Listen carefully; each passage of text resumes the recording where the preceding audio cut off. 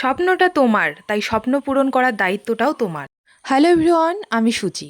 আমি একজন সরকারি চাকরি পরীক্ষার্থী। বেশ কিছুদিন ধরেই, তো ডাব্লিউপি পরীক্ষার পর থেকেই আমি পড়াশোনা থেকে একদম ডিটাচ হয়ে গেছিলাম।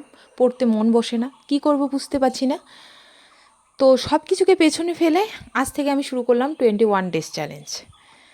এই চ্যালেঞ্জের মেন শর্ত হচ্ছে আমাকে ডেইলি আমার আশেপাশে যাই থাকুক না কেন, আমাকে ডেইলি পড়তে হবে। আধা ঘন্টা 1 ঘন্টা হলেও আমাকে পড়তে হবে। আর নিজের স্বাস্থ্যের দিকে ধ্যান দিতে হবে।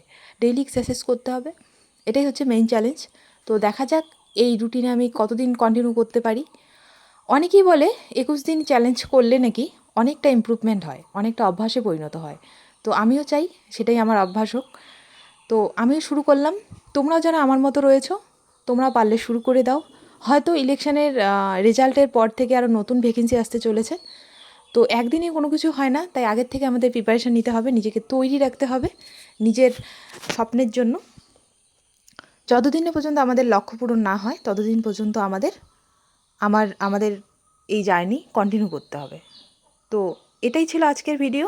তো কালকে থেকে আরও দেখা হচ্ছে। তো চলো, আজকে এই পর্যন্তই, টাটা।